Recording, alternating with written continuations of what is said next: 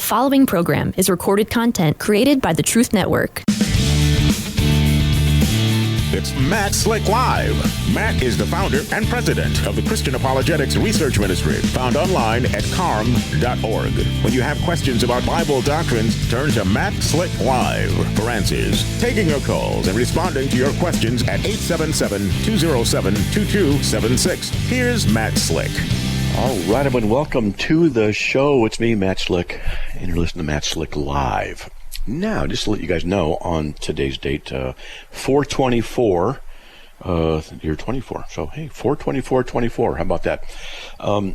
We're having, or not we, but Rumble is having a problem. So normally we simulcast the show onto Facebook, onto on YouTube and on Rumble. And I don't know if we do Twitter or not. Maybe they can type it in, tell me in private chat there where it all goes out to. But anyway, we also do it to Rumble, but Rumble's having problems. So if you can't find me on Rumble, that's why. It's not our fault. I tried twice, and they have a notice up. Something's wrong with it or having problems with their uploads and stuff like that. So that's what it is for today. All right. Matt Slick -live. Yeah, we're going there. Oh, you're not doing the other one. How about, isn't it going to Facebook too? Is it Facebook live on YouTube? Yeah, Facebook. And do we do X? We're supposed to do X and Facebook. And Facebook, CARM.org, and Laura's typing it in as fast as she can. And no X. So X doesn't mark the spot? That's pretty bad. All right. Hey, look, if you want to give me a call, all you have to do is dial 877-207-2276. And only posts in X. Okay, that's interesting. I thought X did video. I don't know. Anyway, I've been thinking about something today. Let me get the phone number out again, but 877-207-2276. All right. So, if any of you out there know stuff about what I'm going to talk about, it has to do with search engines and things like that, pay attention. See if you have any good advice. So years ago, when I started CARM 28 years ago, CARM was basically the only thing on the internet that did what it did. And when you typed in an article or typed in a question, CARM was number one in almost everything. It was just constant like that for years and years and years. And we were doing great. And then we're in 2016, we're having 97,000 page views a day. 97,000 visitors a day. That means a lot. It was a lot of traffic. And then we had a server problem, and our site crashed. It was down for 2 days, and then we got it running again. And it wasn't quite fixed right because it was a big, complicated thing. And we noticed that the traffic around that time started going down and down. All right. So this went on. And we've since got it fixed. Everything's been fixed. And now we are stuck around 30,000 page views a day, 30 to 33,000 a day. Or is it page views, or is it, I'm gonna how many page views? I think it's page views. A page view means someone comes into the site and looks at a page. And so we are having about 18,000 visitors a day. And about 15,000 are coming back on a regular basis daily. So 18,000 a day. Okay. Well, anyway, I've been thinking about this, and I'm in the middle of a bunch of projects. So I really can't focus on it too much. But the site does not come up on first or second pages hardly anymore. On research, you type in a query. Like I'm going to do it right now. Let's see. What is the Trinity? And see if it even shows up. It used to be that when you typed in just what is the Trinity, it was always number one. It was the number one article was from CARM. And now there's just a lot of other sites before, and I'm scanning, and CARM doesn't even show up in the first page. So far, nothing. And, anyway, so I'm not whining and complaining. It's just that if anybody knows what to do to help fix this kind of stuff, I'm still looking on this, and it's not on the first page, and there's quite a few on the first page. Wow. It used to always be number one, and Interesting. So I'm just scrolling down like 30 references here, and it's just not even showing up. So I'll give up looking. So anyway, I just don't know what to do. And the site has got 6,000 articles, well, 6, 7, I don't even know how many. How many does it have, Laura, do you know? So we have thousands and thousands of articles. We're one of the oldest websites out there doing what we're doing. And I think the market's pretty much saturated. And so, yeah, there's over 6,000. I know I've written about 6,000. I think there's like 7,000 articles or something like that. I don't know. Maybe Laura can tell me, she knows it. But I'm just trying to figure out how to get more stuff going better, more better. And maybe if someone out there goes, yeah, I know what to do, give me a call, give me an email or a reference or something like that, because we want to get as much stuff as we're going. And what we're going to be doing is working on some video stuff. We're working on something not quite released yet, where we should be able to get a lot more video stuff going. And I'm thinking about just sitting here in my chair and taking a video topic and just talking about it, and just doing impromptu discussions and things, and just release them as videos, and do that a lot. Because it's like doing it on radio. I do the same kind of thing on radio. Anyway, just a thought. Not whining, not complaining. I think there's a lot of competition out there now. Before, there wasn't any really competition, and I was always number one. And even when the competition was starting, like 15 years ago, maybe 20 years ago, CARM was still up there. And so now, here we are. So I am thinking. Just to let people know, the Rumble server is having problems on their end, and they're not able to get uploads or do something. So that's why we're not doing that. So we're not broadcasting to them today, but hopefully, Lord willing, tomorrow. All right, if you want to give me a call, 877-207-2276. Jesse from Arizona, welcome. You are on the air. Hey, Matt, thank you for taking my call. Sure. I think I've talked to you a few times over the years, and you've helped me a lot. Oh, and I don't have a question, but I just wanted to share some insight. I don't know if you're aware of it, but I'm a former Jehovah's Witness elder. Whoa. I was for 40 years, and I was an elder for 13 years. Okay. But I always believed in the divinity of Christ, and my name is Jesus, and my mom, since I was a baby, instilled the love of Jesus in me. And so it's like persecution. When you're a Jehovah's Witness and you believe in the divinity of Christ, you're going to suffer a lot. It's like being behind enemy lines. But anyways, are you aware of everything going in the religion right now, the Jehovah's Witnesses? No, I'm not. I've really been out of contact with what's going on. It just hasn't been a necessity. What's going on? Tell me. They're self-destructing. They're real proud that they don't have a creed. They don't have a constitution. They claim that Jehovah's their constitution, Jehovah's their creed, so they don't need anything. And right now, you see it, like, for instance, let me just shoot some little things at you. The men can wear beards now. Since Russell Rutherford's day, they can wear beards. So they're walking around with a little testosterone in their town, because they're all metrosexual men. That's big. And the women can wear pants now in the ministry. Really? Those are big. And they're relaxed. Those are big things. And yeah, and so you're going to see them out in the door-to-door ministry and in the street corners with women with pants. And then I think some of the blood transfusion, some of it is being made into a conscientious decision over the faction issues. I mean, it's just, but what happened is there, 2 days ago was nice on the 14th. So for the last 100 years, we always gathered to do the Last Supper or the Lord's evening meal on the Jewish Passover. Right. But this year they did it real close to the Christian Easter. So they're not the same Jehovah's Witness church they were for the last 100 years. I mean, they're changing radically and fast. But if I have one question. Well, let me ask you then. Yeah. They still only have communion for the 144,000, right? See, that's the thing. They're not talking about the 114,000. They're for 144,000. They're not talking about the 1914 because their religion had a date stamp on it. They preached 1975 and 1914. Now all the 1914 people are dead. So they're not bringing that issue up as much. It's not prominent like it used to be. And so I guess my question is this: since they didn't believe Jesus is the rock, they didn't hold Jesus to be a foundation, the God, God incarnate, the Word becomes flesh. Since they didn't put emphasis on that, they put it in Jehovah and the Watchtower. Right.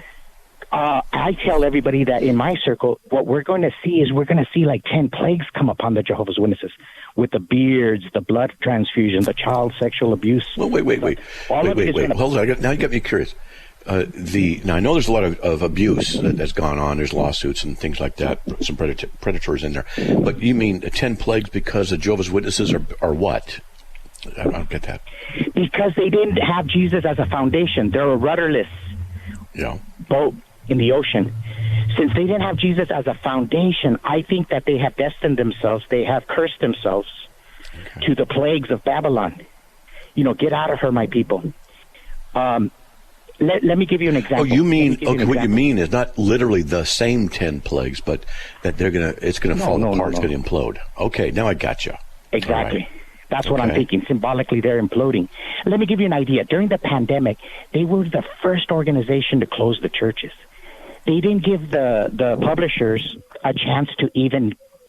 They lived like if it was a Babylon. The governing body leadership, he even went on the public air. He goes, cheer up, it's only going to get worse. They really believe that the pandemic was the start of the Great Tribulation. No way. And so, they did? Yeah, you can find it on YouTube. Go to Anthony Morris. He goes, cheer up, it's only going to get worse. And what happened now he's been removed from the governing body. That's another plague that I'm talking about. They're self-destructing.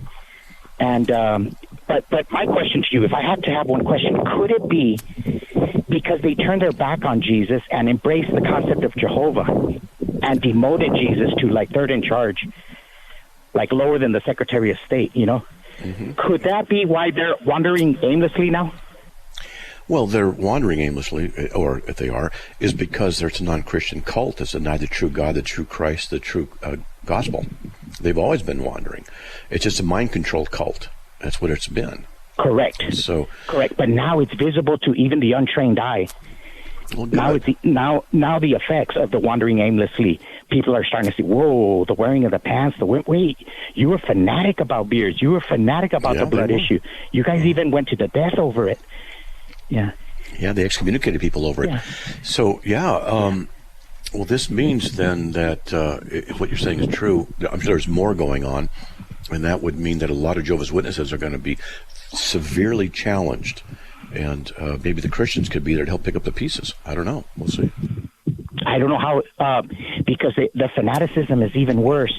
They're kind of like in denial, like Baghdad Bob. Remember during the Gulf War? The forces are not near us. They really believe, like for instance, they really believe this is a sign of the times. So anything that comes out negative about them, it reinforces their belief that the world is against them, even though the world doesn't even know they're here. Yeah. Well, well, people know who the Jehovah's Witnesses are, but it's interesting what you're saying. I've not had to study them much at all lately because I just haven't. But it'll be interesting to kind of check things out. Hey, there's a break, man. We got to get going. It's kind of fun. Yeah, kind of fun. Yeah. But hey, man, thanks a lot, Jesse. I really appreciate that. Okay, we got a break. Do you want to hold or you want to?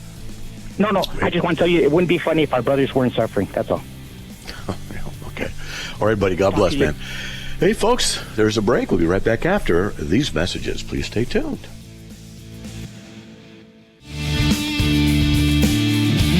It's Matt Slick Live, taking your calls at 877-207-2276. Here's Matt Slick. All right, everyone, welcome back to the show. If you want to give me a call, all you have to do is dial 877-207-2276. Marty from North Carolina, welcome. You're on the air. Hey, Matt, thanks for coming to work today. I'm always at work, except Sundays, and then I only work 10% of my time. Yeah. I know. I got a lot of questions, so you can cut me off at any time. I usually listen to you while I'm driving, so today I'm parked safely. I have a pen in hand. So my first question is something I've heard you mention on the phone, on the radio show, about which version of the Bible that you recommend or that you use? Yeah, I use the NASB 95. That's what I use now. NASB? NASB. But there's another Bible I've heard about, and I've checked, and I'm going to look into it. And it's based off the NASB, but they include the word Yahweh in the Old Testament in different places. So I like that. But what I normally use is the NASB 95 version. It's just my habit. It's pretty good. Okay. Mm-hmm. I've read a couple versions, and I'm 70, and I'm reading through the Bible again, and I love that. But and I'm now in Samuel, and I love the story between about King David. But before I get to that, I wanted to ask you: is there something that I could get when I'm in the chapters, the chapters of the Bible, the books of the Bible that I know I'm going to have a problem with? And those problems, I'm going to have a problem in Jeremiah, I'm going to have a problem in Isaiah, and I'm going to have a problem in Daniel. Is there any aid that you can give me that will help me better understand those books of the Bible? Sure. What you could do is, for example, you can just get a single volume commentary. And there are a lot of good ones. So you can go to a Bible bookstore, or you can even go online. And just what I would do first is recommend just do recommended single volume Bible commentaries. It's usually thick, 800 pages or something like that. And it'll go through every chapter of the Bible in order as you're reading them, and you can get the basics of what's going on. And so I have a couple of those that I've used over the years, and let me go to here. Let's see. Some of the ones that I have on my Bible program now are, let's see, one of the ones that I'm using here, this one is that's the word pictures in New Testament. I don't need that. I want to go here because I have several, and I just use them. The Bible, yeah, that's what I was thinking. The Bible Knowledge Commentary. That's pretty decent. The Bible Knowledge Commentary, and you can check that out. Okay. And let's see. There's another one that the Bible Reader's Companion. It's good. They're just general things. I read through them. I don't agree with everything that the commentators say, but that's okay. And so I recommend it's called a single volume commentary, and you can get something like that. Okay. All right, that's helpful. Now, you can cut me off at any time, but I'm reading. Yeah, the New Bible Commentary is also good. Go ahead. Okay, go ahead. The New Bible Commentary. So there's three you've given me: the Bible Knowledge Commentary, the Bible Reader's Commentary, and the New Bible. Yeah, just get one of those. And then if you really want to study, you can just find commentaries on single books, and they can be quite big, and they go into far more detail. You can also go online, for example, at blueletterbible.com, and you can get commentaries and stuff there for free. So, go to for example, John 3:16, and I'm going to do this in the NASB 95. I hit go, and then over there on John 3:16, it has tools, and then you'll see tabs coming up, and it'll say commentaries, and then you can read commentaries and stuff like that, and you have all kinds. Okay. All right. Sounds good. Yeah. You're helping me. Now, you can cut me off, but I want to talk about what I'm reading in Samuel. And, of course, this is about when King David when Samuel picks David to be the next king. Right. And one of the things I noticed is, first of all, they talk in 1 Samuel 16 in the version that I'm reading, is that David is not, he's a ruddy kid, he's not very comely. And then later on, Samuel dresses him. I think it's in 1 Samuel 18. He dresses him up for battle, and then afterwards he asks whose son he is. Well, he knows whose son he is. Does the guy have dementia? What's up with him? It might be that he didn't know it was David, because David was a musician, and it says beautiful eyes, handsome appearance in 1 Samuel 16:12. So I have to read it in context, but when David went out, it's like, who is this guy? And they were going to put him in armor, and he said no, and he walks out. It doesn't mean that, because Saul was probably getting older, and his vision, was probably not as good, and maybe didn't know who it was and wasn't expecting David. But I don't know for sure. I have to check that out. I know. And then the other thing that confuses me some is that it says an evil spirit came on Saul from God. Mm-hmm. And that confused me. It said it several times, and I thought God does not tempt. I've been taught that God does not tempt. All right. And now I'm going to have to teach you a little bit of logic. All right. So God does not tempt. Okay, that's correct. He does not do it by his own hand. He does not tempt anybody. Okay, now I'm going to step sideways here and teach a concept, and then we'll come back to this. So in the Garden of Adam and Eve, Adam freely chose to rebel against God and eat the fruit.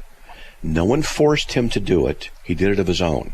He is what's called then the efficient cause of his own sin. He caused it himself, not God. The proximate cause, we have efficient cause is the agent who actually does it. The proximate cause is the condition in which the agent acts. The proximate cause was that God put the garden there, the trees there, Adam and Eve there, and let the devil come in. So God let him come in and let the situation be. God ordained that situation to be. And so God is what we call the proximate cause of the sin of Adam or the fall of Adam. But when we say proximate, we're not saying that God is the efficient cause, in that God directly by his own hand caused it. No, God allowed circumstances to come into play where Adam, with his own freedom, no one forced him, chose to rebel, so he's the efficient cause. So the efficient cause is the one who's responsible for his sin. The proximate cause is not responsible for his sin. So think of those two things. So it came about when evil spirit from God came to Saul. It's like saying that the Lord let an evil spirit go to Saul and do what the evil spirit would do. But God's not the efficient cause, he's the proximate cause. So he's not culpable, and he's not the one who did the tempting, but he allowed a spirit to go to tempt. Just like God allowed Satan to come into the garden to deceive Eve. God allowed that, knowing exactly what was going to happen. So he's not the efficient cause, he's the proximate cause. And the distinction between efficient and proximate causation is also the distinction between culpability. Okay? Oh, there's a break. Hold on. Okay, Hope that helps. But we got a break, so hold on.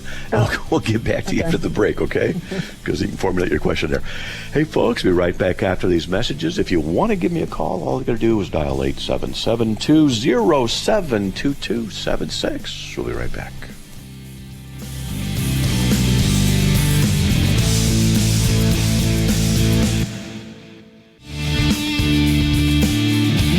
It's Matt Slick Live, taking your calls at 877-207-2276. Here's Matt Slick.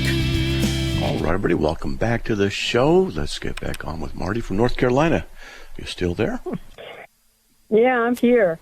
Okay, right. This is a quick question. I believe after reading the Old Testament again several times in my life, I'm going to see Lot someday in heaven, because the Bible said we're going to see that righteous man, bring him out of Sodom and Gomorrah. I'm not sure about Saul. Am I going to see Saul in heaven? What do we think? I don't know. An evil spirit came from Saul. He started attacking David and turned against him, but David didn't turn against him. So it's a tough one. And he sought, the occultic stuff in Samuel, and so I can't tell you he will or will not. If I can find a verse in there where God says, "You are my son," or "You are mine, and I will love you and will not forsake you," well, then we could say he'd be in heaven. But I just don't know. I haven't read that for a while to see. But a good question, though. Mm-hmm. It is a good question. I'll leave you with this one. A lot of times people tell me that that want to say that gay marriage is okay, that the relationship between Jonathan and David was... I don't believe that, because it says over and over again that David behaved himself wisely. So are you in agreement with that? Yeah, there was no homosexuality there. It's something that the homosexual community, the alphabet mob, seeks to use the Bible, the holiness of God, to justify their sin. And when it talks about them, holy kisses and things like that, leaning on each other, this is not homosexuality, because that was absolutely against the teachings of God. And so they were godly people. And David would not have done that.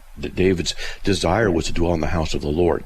So when the alphabet mob says something like this, it's just their ignorance and their twisting of Scripture, and they want to use God to justify their sin.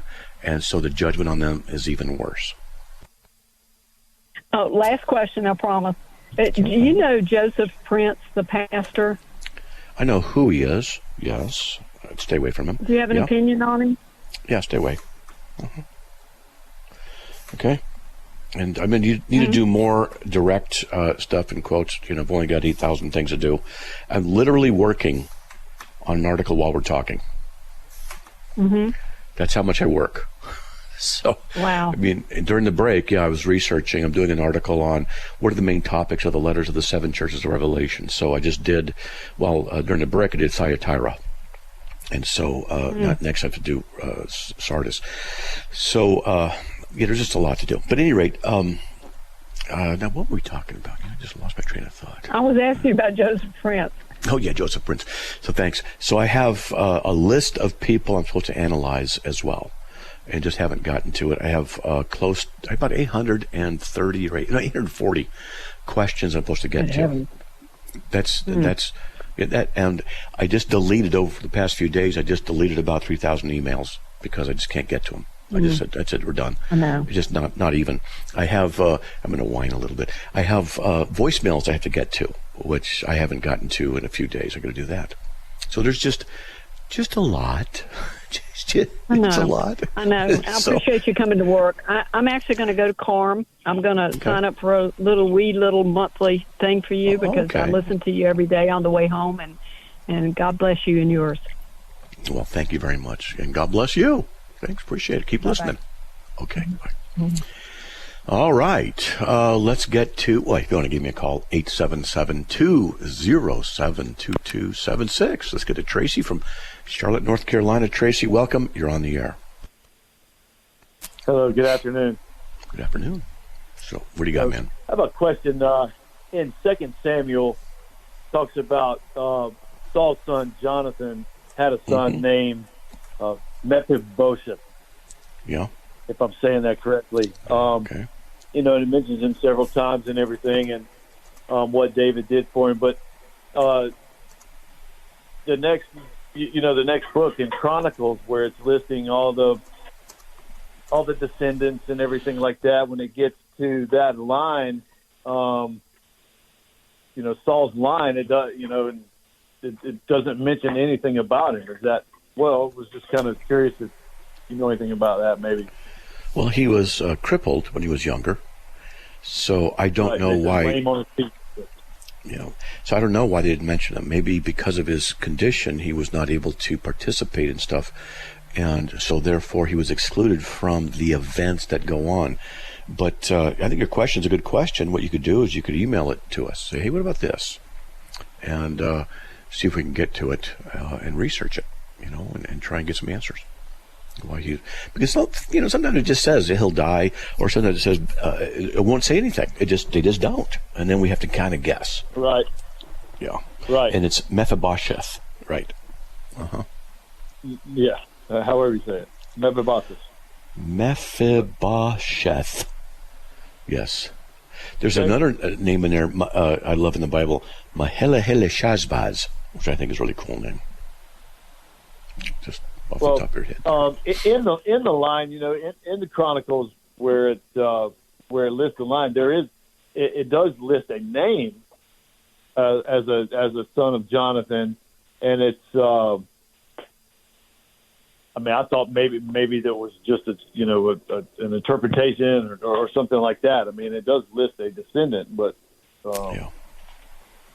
nowhere near the same spelling. So it's just one of those curious things. Yeah, it could be different spellings. That could actually happen. But it's in 2 Samuel 4, 2 Samuel 9, I believe he's mentioned. So other than that, I'm not sure what to tell you. Okay. Yeah. Okay, man. Well, I appreciate you taking the time. All right, buddy. Well, God bless. All right. Okay. You too. Bye-bye. Okay. All right. Hey, we have nobody waiting. If you want to give me a call, 877-207-2276. All right, let's see. And if you want, you can email me too. Real easy to do. All you have to do is send an email to info@carm.org. info@carm.org. And then I can, like right now, I'm just looking at it. You put in a radio question or radio comment, and I get to them. In fact, as I'm looking in there, and okay, let's see. Okay, I don't see any more. Wait, there's something for radio right there. What was that? Radio question comment. Good. There's another one. All right, yeah, we got a few. I can get to some of those if we don't have any more callers. Oh, one's coming in, but let's see. We've got a radio call. Let's see. Tony says, in our fallen state, pre-salvation, is there a spark of divinity in us? No. Since we're created in His image. No, we are not divine in any way, shape, or form. What we have is what's called the communicable attributes of God. The communicable attributes of God are those attributes that He has that we can also participate in. So He thinks, we can think. He loves, we can love, etc. So the communicable attributes, it doesn't mean we're divine, because divinity is a quality that belongs to God alone. It does not belong to anybody else. It is His quality, His nature, His essence. So when people say, you're divine in your basic heart, give me a break. That's a load of crud. Because divinity, by definition, is eternal. It is pure, and that's just not us. So when people say we have divinity in us, that's just self-exaltation. And it's sin as well. Okay. Hey, let's get to Ray from Charlotte, North Carolina. Welcome. You're on the air. Hi, how are you doing? I'm doing okay. Hanging in there, a little melancholy, a touch of obstreperousness, but other than that, I'm okay. That's good. I had a question for you. I've started reading some systematic theologies. I read through most of Calvin's Institutes. I thought it was phenomenal. Wow. And then I started reading Louis Berkhof's systematic theology, and I wanted to know if there were any other ones that you recommend that maybe you've read through. You've probably read more Calvin Institutes than I have. During seminary, is required to read some of it. Berkhof, I have his systematic theology is very good. Hodge is also very good, and also Grudem is very good. So those are the three systematics that I'll go to for serious research when I want to have some, get the deep theology from the super experts. So gotcha. That's what I'll do. I don't even look at Calvin. I'm a Calvinist, but I don't even look at Calvin's Institutes. I know. And a lot of people don't know this, though. Here's some trivia. The Institutes of the Christian Religion, which he wrote when he's like 26 or 27 years old, is considered one of the absolutely most influential books outside the Bible of Western civilization. How about that? Because Go ahead. There's reasons for it. Go ahead. Yeah, no, I'm sorry. I was just sorry to cut you off. It was a phenomenal read. I read book 1, 2, and 3. I stopped at book 4. I started to look at some other things, but I've been reading some Puritans and some other guys because of that. He was unbelievable. It really opened up the door for me for a lot of different other things to read. But I've heard the other ones. I thought. Hold on, we got a break, okay? So hold on, and we can talk more about that kind of stuff. Hold on, okay? Hey, folks, we'll be right back after these messages. Please stay tuned. We'll be right back.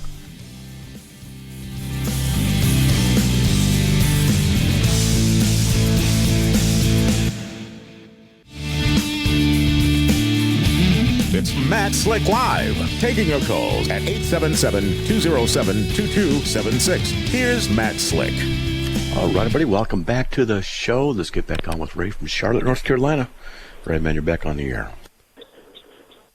Okay, very good. So I wanted to ask you this question also, just along those same lines.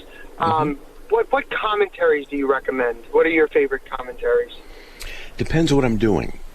If I want a generic 20,000-foot view, I do a single volume commentary. I have 3 that I generally go to. New Bible Commentaries, one of them that I have in my Logos Bible program, and I have some others. I just go to them. If I want more Greek analysis of something and how Greek relates to what's going on doctrinally, then I'll get the Lutheran commentaries from Lenski, and I'll do that. Lenski, okay.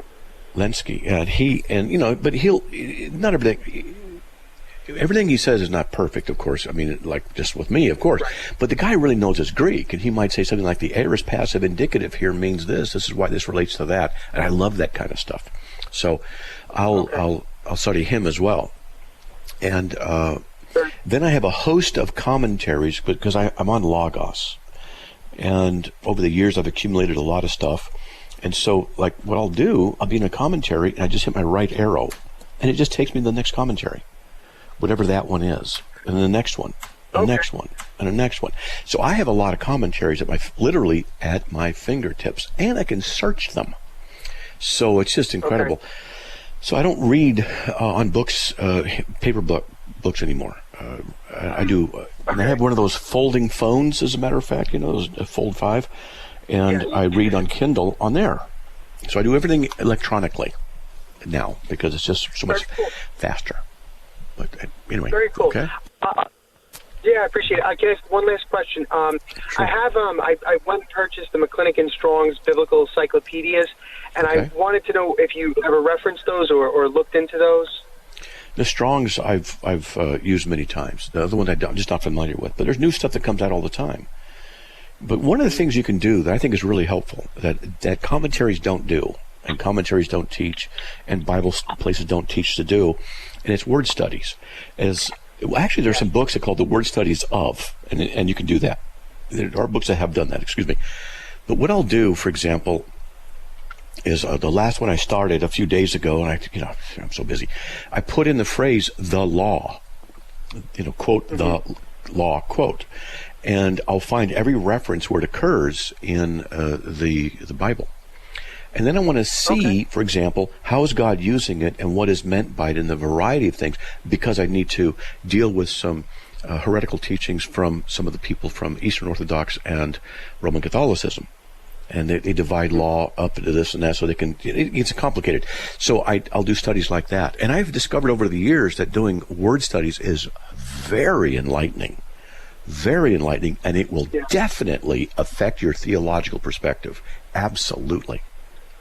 Yeah.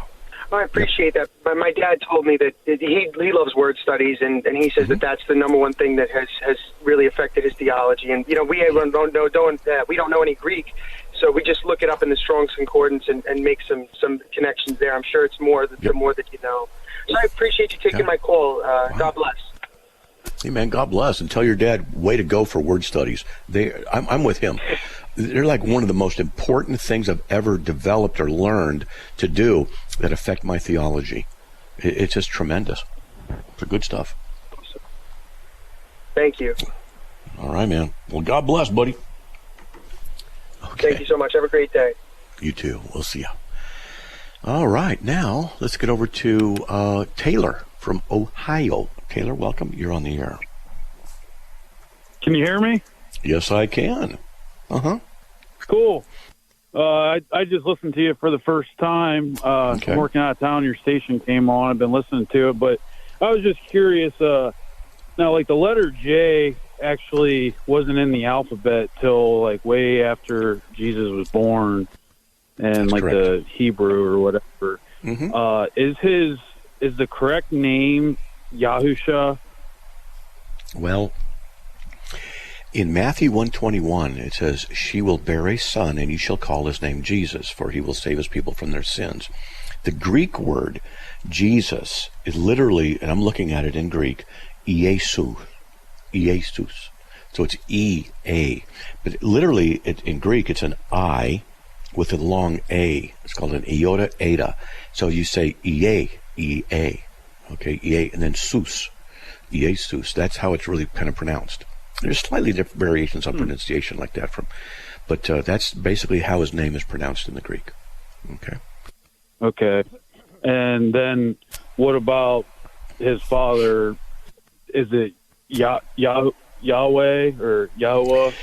There's another one. So the Tetragrammaton occurs 6,517 times in the Old Testament. And that's the name of God, I am. So what we have a problem because we don't know what vowels to put in, because when the Jews would write in the Hebrew, they would do the consonants, not the vowels. They added vowel points hundreds and hundreds and hundreds of years later.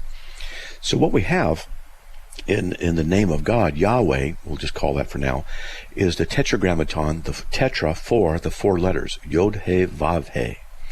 All right, so how do you pronounce it? No one really knows. So is it Yoho, Yahweh, Yahweh, Yahi? You know, so depending what vowels you put in there, but generically speaking, the most accepted form that I've seen is simply Yahweh. So, and that's good. Okay. It's good enough. We don't have to know the exact pronunciation. It's not like that. And it's okay to have different names. You know, my name in Spanish is Mateo. Well, in English it's Matthew. Right. All right, so, well, I guess that's not my real name when you say Mateo. If I'm, you know, when I'm talking to someone in Spanish, you know, and they say, you know, ¿Cómo estás, Mateo? I say, hey, estoy bien. Gracias.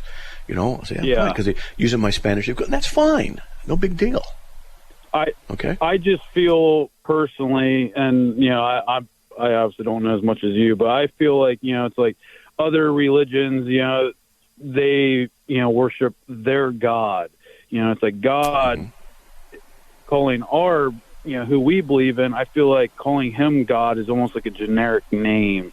You know what I mean? It's like that covers so many other religions. So to just strictly call him God, you know, it's like I feel like there is a more specific name that he deserves to be called in a way. But they call him God, sense? Yes, but they call him God in the Old Testament hundreds and hundreds and hundreds of times. So it's okay to just say God, because if you're really a Christian, that's the one you're praying to, is the true and living God. His name is Elohim, because Jehovah is Elohim, 1 Kings 8:60. So, you know, Jehovah is, or Yahweh is Elohim. That's what, you know, is God. So that's what it's saying. So it's okay to say God. You know, when I'm praying, I say, you know, Lord God, or Jesus, or, you know, whatever. It's okay. All right? One more quick question, if you got the time. Sure, go ahead. What's your thoughts on a flat Earth? Because it's ridiculous. You know, there's several Bible verses stating, you know, how he casts out the heavens and the New Jerusalem when that comes down. Isn't that like 1,500 miles? 1,600 miles, 1,600, and the only way something square like that would fit would be on a flat Earth. There'd be too much curvature to... That's assuming 1,600 miles is literal. It's symbolic in the book of Revelation. There's a very easy way to prove that flat Earth idea is wrong.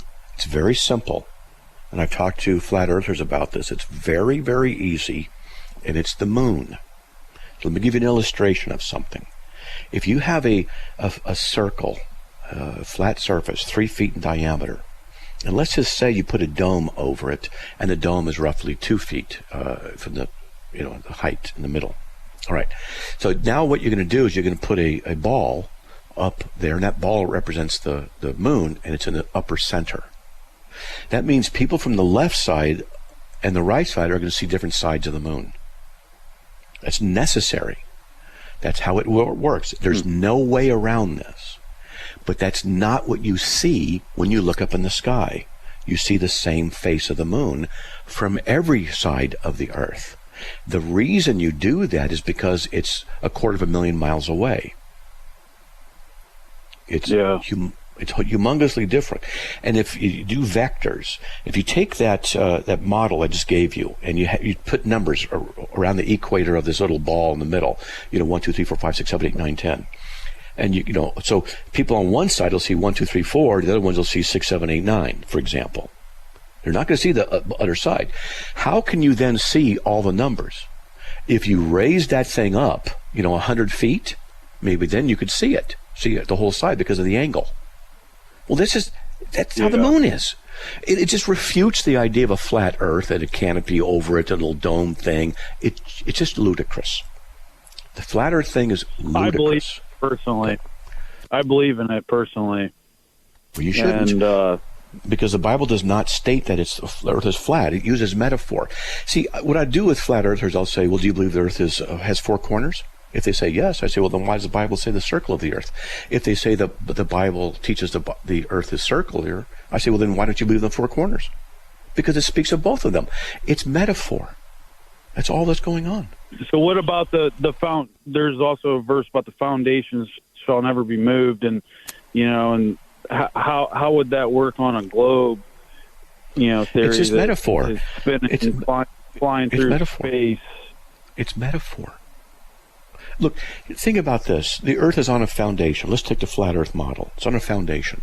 Good. What foundation? Is it pillars? Is it really pillars holding up a flat disc? And what are the pillars being sustained on? Are they floating in space? What are the pillars on? And what's that on? And what's that on? And what's that on? And how far do you go? Because it makes no logical sense to say there's literal pillars. Because what are they resting on? And where does gravity come from?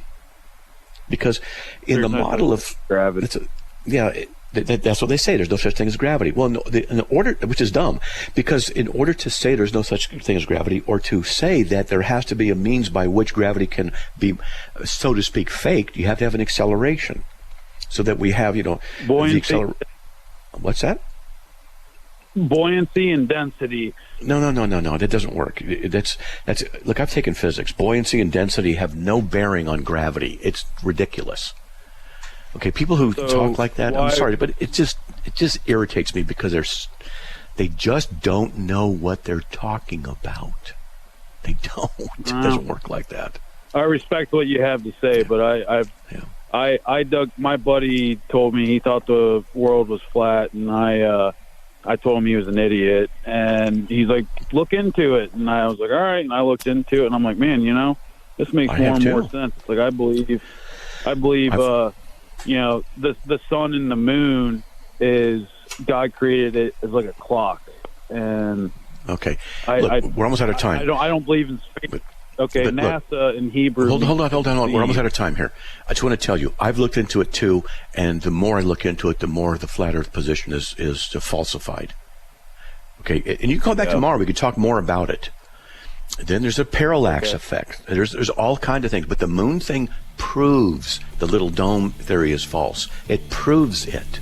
Okay, and when I talk about it with people, they just ignore it, because it doesn't fit their model, and they can't do anything with it.